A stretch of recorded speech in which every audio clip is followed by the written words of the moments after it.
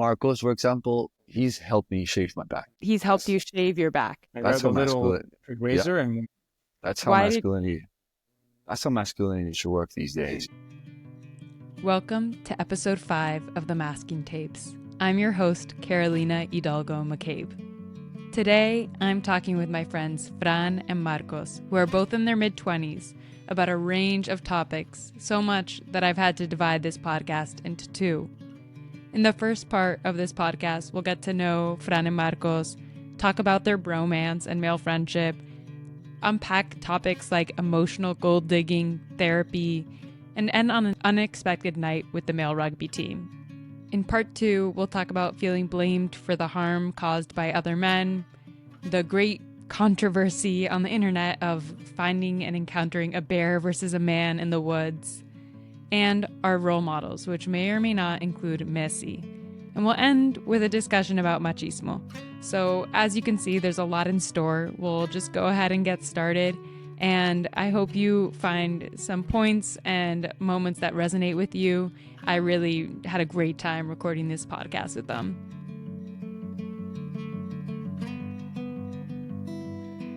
yeah.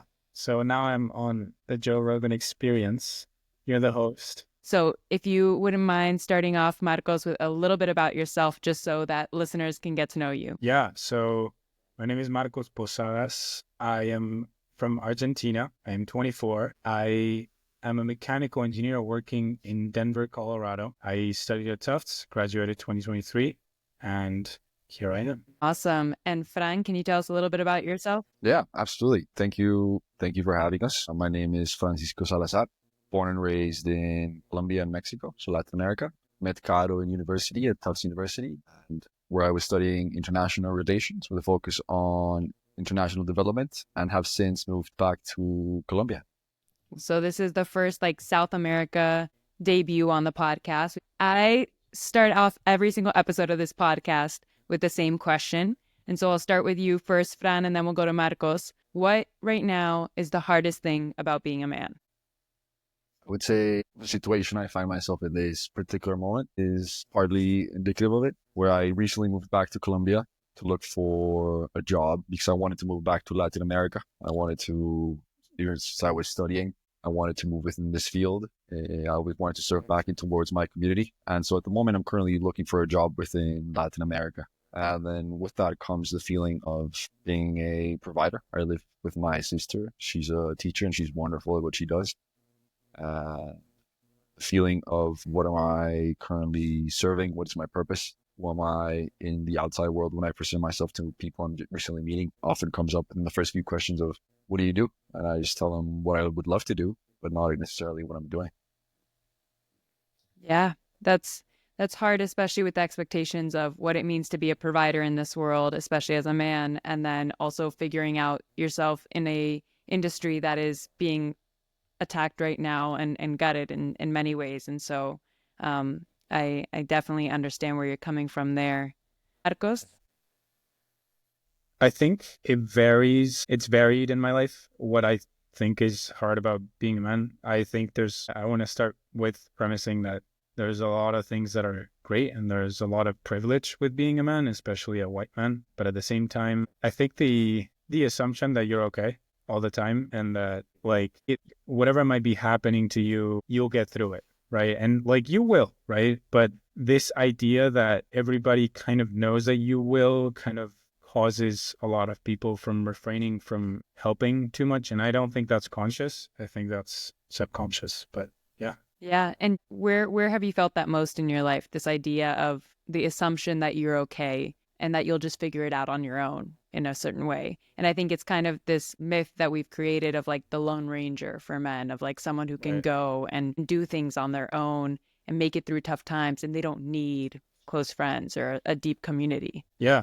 I think when it was strongest was in high school. I think I didn't really know what was going on with me, but I wasn't feeling great. I wasn't doing the greatest. And at the same time, I felt like nobody knew. And then nobody knew, but at the same time, I wasn't really showing it. I was just being. And I would just pretend to be okay because I think at the time I just felt like that was probably like what I needed to do. But I think that through my mind, it was like, maybe I can share it with a few friends. And actually, one of the people that I shared it with the most was a female friend that I had at the time and obviously still have. But yeah, I didn't really share it with many people. And what do you think made it such that you felt like you couldn't share with people, but that the person you could share it with was a female friend?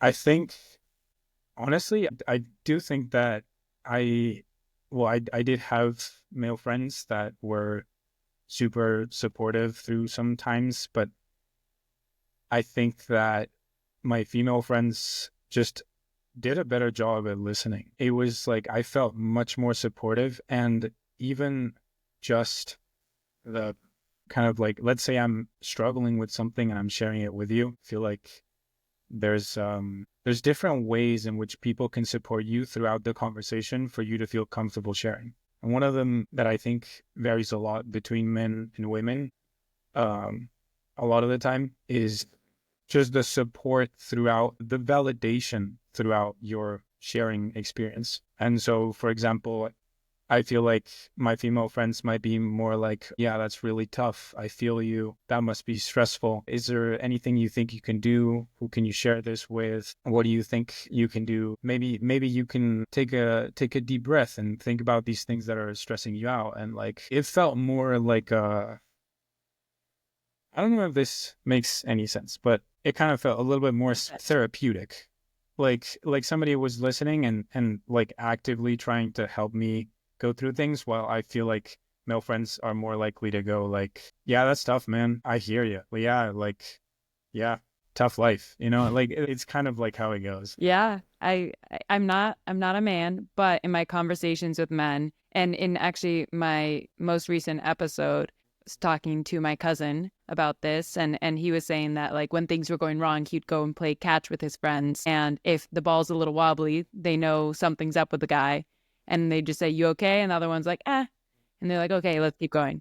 And that's like the extent of it. But that once they got in relationships with girlfriends or close female friendships, that's where they could unload what was going on inside of them. And there's a concept of this of emotional gold digging. Instead of the typical gold digger that's usually prescribed on women being with men who have a lot of money, it's the idea of men who have a lot of emotional baggage inside of them using their girlfriend or their partner as their like therapist too, which is Right. this Yeah. interesting divide.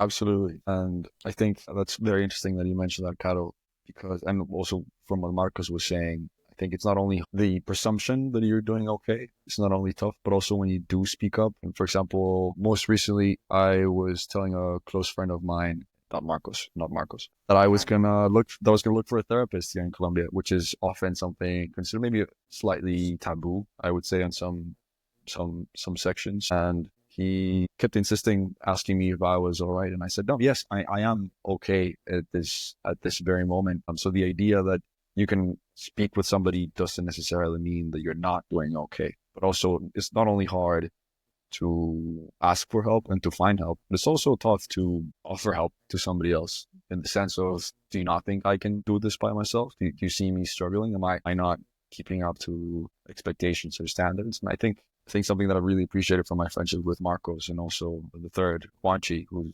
both have been wonderful to me, is their availability to receive, offer, provide, help, a shoulder to cry on and an ear to listen, and also wonderful advice. And I'm really appreciative of both of them as well. And then I hope I haven't gold digged too much with you and the friends, Caro. You don't gold dig, don't worry. And yeah, one thing I'm wondering about that, Fran, is how did you guys build up the wherewithal or the experience to be able to be those emotional supports for one another? That doesn't come very easily for a lot of men. How did that come about?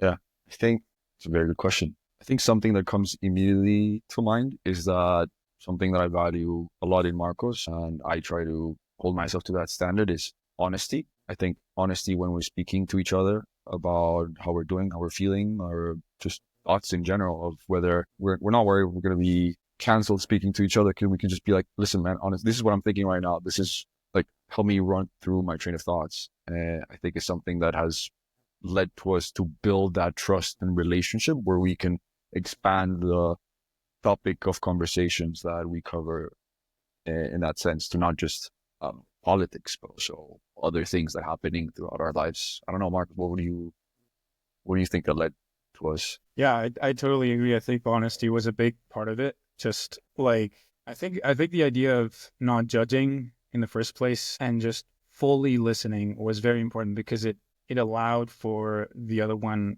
to feel like we're in a safe space. We could just say whatever, and it doesn't really matter if it doesn't make sense at first, if it sounds bad, if we don't know if what we're feeling is valid or anything like that. Like we'll figure it out, and then But I think another thing that helped a lot is which I value about Fran is I think he's like the first person I've met that is always like a yes man. Like it's like there was one time I was gonna go get a haircut and he was like, "I'll come with," and I was like, "What?"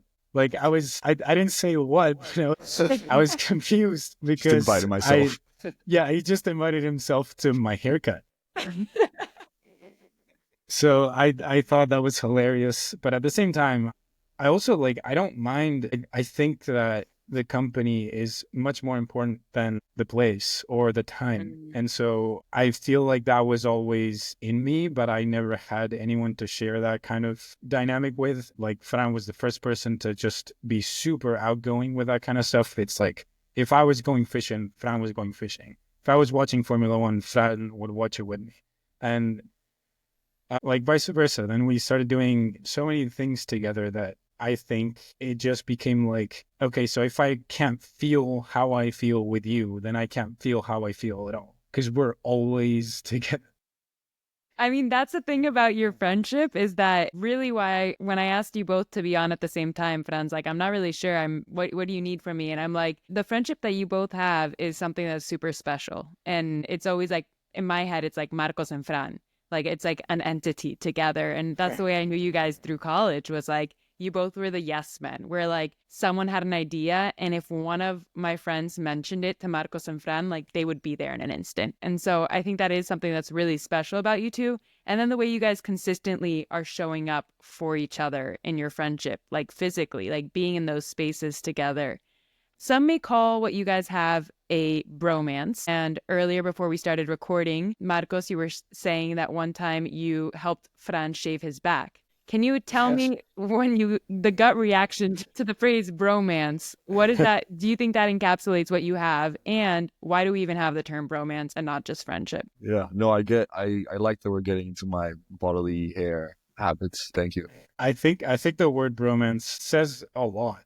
I think the fact that it exists is supernatural to people, but deep down it's super strange because it's the fact that we have a word that is very specifically reserved for men that can share their feelings and be close and depend on each other is pretty crazy because we don't have that for women with women and we don't have that for like men with women, right? Like obviously there's distinctions like, right? One can be your couple or you can have a platonic friendship or something like that. But in terms of like straight male to straight male, the fact that we have so many, like we have the fact that we struggle so much to be affectionate with each other and share our feelings. I think that's pretty interesting. Yeah.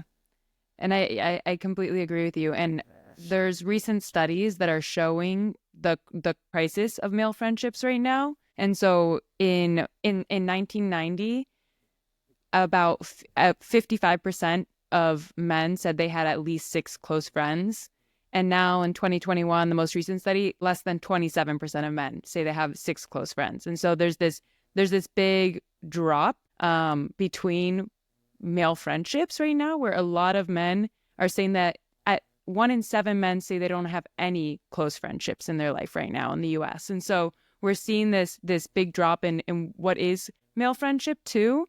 And also not just superficial side to side, oh, let's go play a game or something like that, but actually getting to know how your family is, how your relationships are, etc. And I do think that that's something that's leading to a lot of the other crises happening in our world right now, and in respect to mental health, overdose, homelessness, etc., where all the rates for these things are drastically higher for men. And I recently had a conversation with a friend who told me that he's been taught to project his feelings of loneliness as the fault of woman, and that he's starting to realize that it might not be woman's fault that he feels lonely, that it might be his male friendships. What does this spark in you? What does this make you think about? And especially when it comes to male loneliness.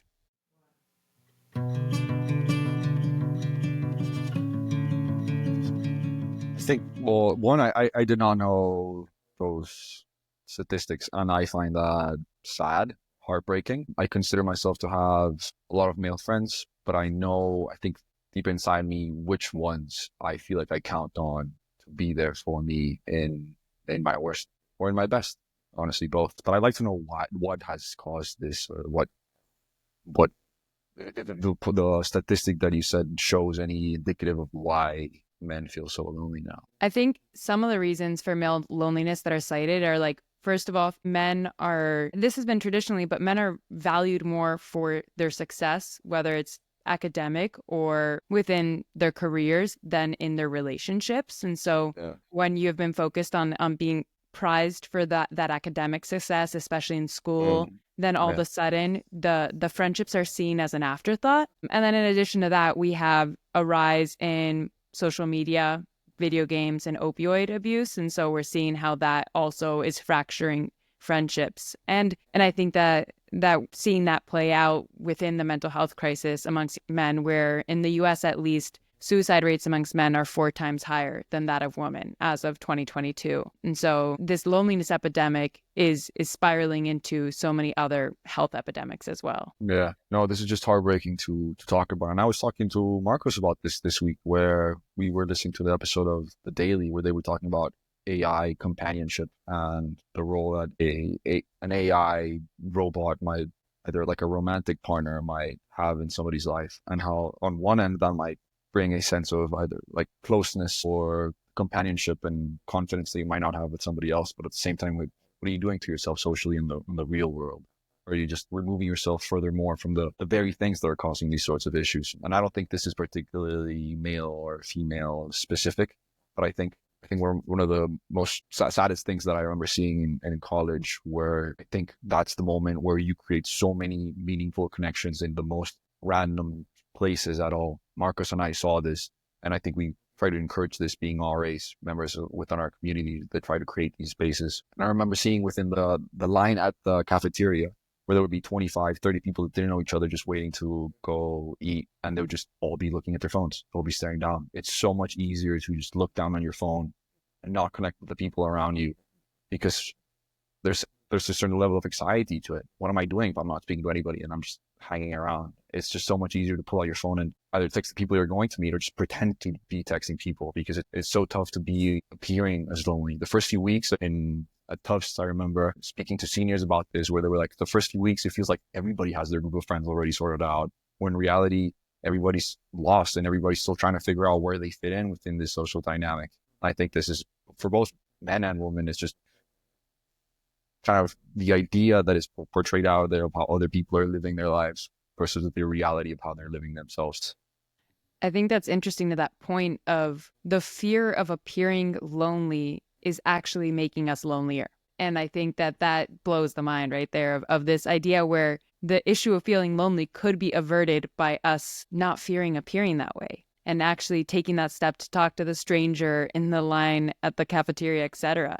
Marcos, do you have any reactions to that? Yeah. I was going to say, I think instinctually, if I was standing at a line at a cafeteria and I didn't know anyone, even if I stopped myself from looking at my phone, if I started thinking about how other people are perceiving me, I would probably feel self-conscious. And the other thing is, if I was in any group of people, like within any group of people where a conversation started, and to a certain extent was to share that I was lonely, I would, like, my first instincts would probably be that people think I'm weird. Like, why is he sharing that he's lonely? Right? When in reality, that's probably not it. But like, if I put myself in that position, I think that's probably how I would feel. I don't know if that's how everybody else feels, but I do think that there is a very deep sense of perceived embarrassment, or like, I don't know how to express it.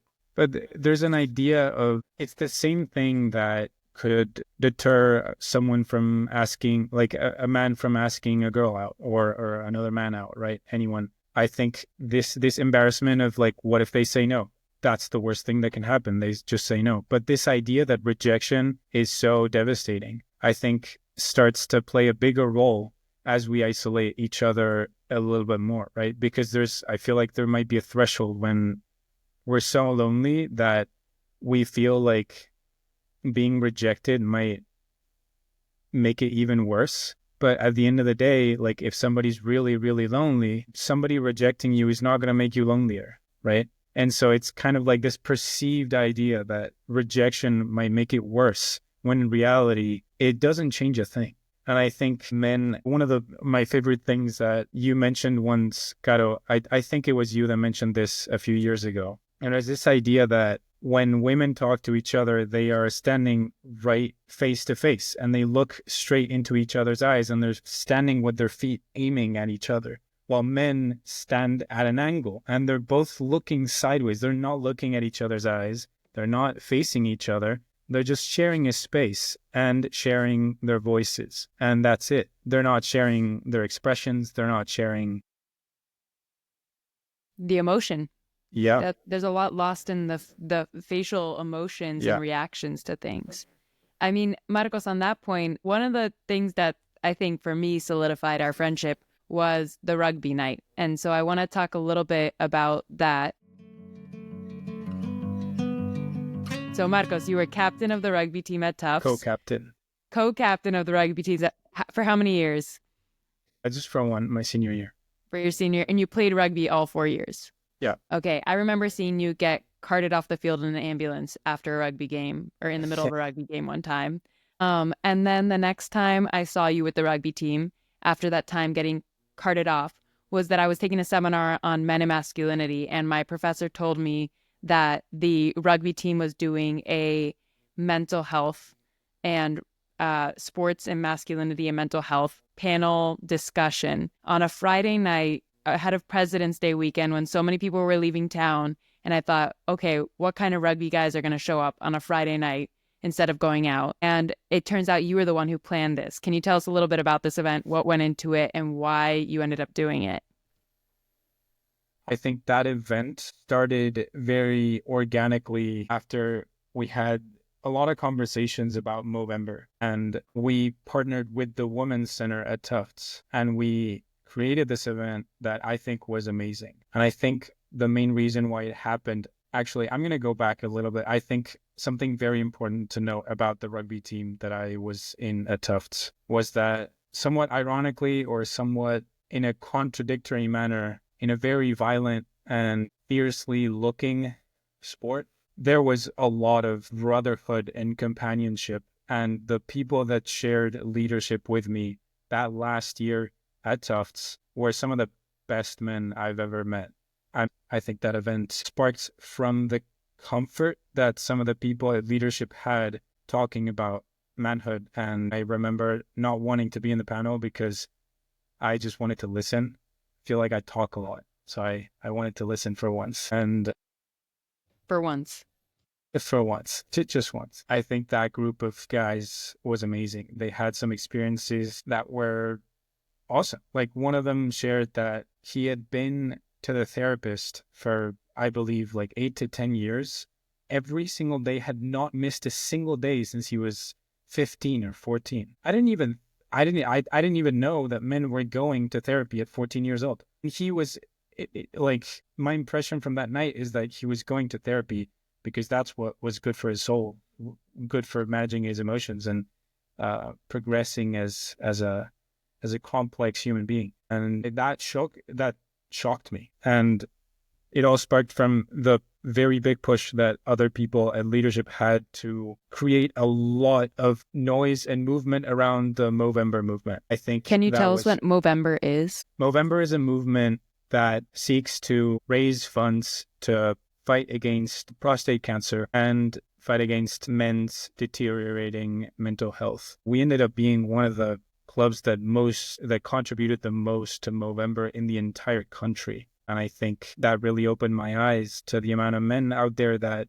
were fully willing not just to open themselves to other men, but also to help out to people they didn't even know, which also made me think about what stories they might hold about their manhood. Yeah, and I think that's beautifully put of the way in which that the men's rugby team, along with the counseling and mental health department at Tufts and some professors, put together this panel. And I remember sitting in the very back of that room, and I think there were like 25 guys in that room with red Solo cups of soda and pizza. And at the beginning, it was very, very casual. And someone asked like, oh, how do you look out for your friends? And one was like, oh, you just ask them, do you want to grab a beer? And that was the kind of beginning. It was a little more like playful. And as the time went on, it was like 2 hours of a panel of talking about mental health.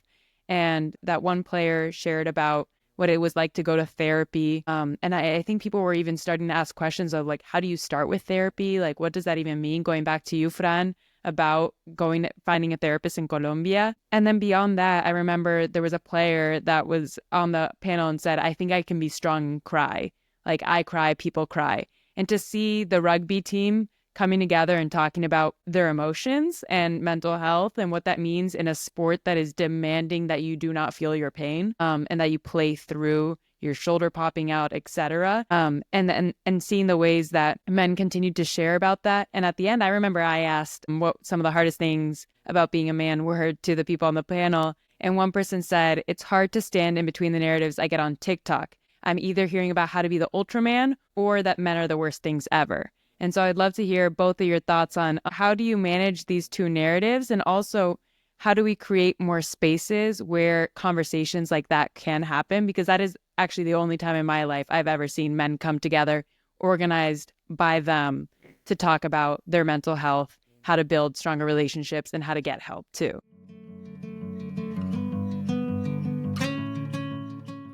Before coming into this podcast, when you had already invited me, I was thinking like, okay, what are we going to talk about? And I think one of the things that first came up, because I knew you always ask me, and you've asked me throughout many stages of my life, and I think I always have a different answer to what is the hardest part of being a man. And I think most recently it's been that it feels like you're always walking on eggshells. You're never quite sure what it is that is appropriate, what it's right to carry yourself, I think is one way. But then I also then find myself thinking on this and then seeing like, but is that not the same case for women on certain notes? So I'm always like, I don't know what is the hardest part of being a man particularly, but this narrative of you're either the lone wolf or you're in the pack mentality. I don't know where the paradox lies, or what mixed signals we're sending to men, and especially worried about young men who grow up within this manosphere where it's the Andrew Tates of the world. And I don't know if people actually follow that for advice, but I think part of it's got to resonate within these individuals of getting that much attention. And it feels like, going back to the walking on eggshells, I think it's tough to get a second chance as a man. I think we're often judged or counseled on immediate small behaviors, which might be offhand or might not land well, but that's not the entirety of your personality. I think one of the moments where I learned the most of what kinds of friendships I want to find was within a conversation I had with a friend of yours, Sophie, where she, I think, was able to look beyond my mistakes and was able to see me not as an individual who does right or wrong things, but who does things. And then we try to make more good things than we make bad things, and good choices more than we make bad choices. And I think that really struck a chord at this moment where it was like, wait a second, I did you wrong. Why are you comforting me? Why are you providing a shoulder for me? And why are you guiding me through this moment? I think there's so many pieces of wisdom there, but I think one of them is this idea of friendships that see past certain moments of right or wrong and think about people as whole humans. And I think what this moment calls on us to do, especially we've seen cancel culture happen and it's failed. It's failed because it's driven so many people away instead of thinking about like, I feel hurt and this is how we can move through this together. Or let's talk about this, especially in friendships too, figuring out how to move past that. And one of the first times that we all hung out when we all went on a senior trip together, I remember coming back and my one of my housemates had said to me, wow, that was so refreshing being around guys for a little bit, because they're so much more honest, so much what you guys were saying, like blunt. They're not afraid of like saying the wrong thing all the time. And it was refreshing. Like that is one of the superpowers of men, is they're a little bit more, they don't think through things as long as women do before we say something. And Maybe they should. and so and that's a benefit and a curse at times. And so I think it's all about finding that balance between that. But then I'm curious, Fran, have you ever encountered in a male friendship, or do you find it more often of that I did you wrong and then you're also comforting me? And also the eggshells that you feel like you're walking on, do you feel like they're being set by a particular group of people? Those are all very good questions. Start off with the first one. Within my male group of friends, I don't think this is podcast material, but no, I can't think of a particular moment when that happened. And I think maybe that is part of what made that particular instance so meaningful and so reflective, and also shining a new light into what a friendship might look like. On the walking on eggshells things, I think they're placed there by myself mostly. I think I want to hold myself to a higher standard of man than what I have seen, or than what I have grown up around with, or what I see in the world, in society. And I think I value the people around me because not only do they encourage me to keep up with my standards, but also see I don't know if it's maybe the beauty within the mistakes that you can make along the way, but it's a path of growth that we're all on, and being forgiving to yourself. And I think that within that comes being open for failure. Treat yourself like someone you're responsible for helping. Wow, that's beautiful. I've never thought of it framed that way before, of treating yourself as someone that you're responsible for too. And I do That think was Jordan Peterson, sorry. that was Jordan Peterson. Yeah, that's what book that I'm currently Wow. reading by him. And I saw that and I was like, God What do damn you it. think of Jordan Peterson? I hope I'm not canceled by this in the future, but I think he's misunderstood. Thank you so much for listening to episode 5, part 1 of the Masking Tapes. I really enjoyed this conversation with Fran and Marcos, and just so appreciated their vulnerability and their honesty that they brought to the table. Stay tuned for part 2 of this episode. In this part, we'll be talking more about what it means to be a man, what they love about being men, their role models, which may or may not include Messi, and making sure that we are squared away on this bear versus man in the woods debate. So it gets a lot more fun from here, and so I just appreciate you for listening. Make sure to follow us at maskingtapes.pod on Instagram and let me know what you think.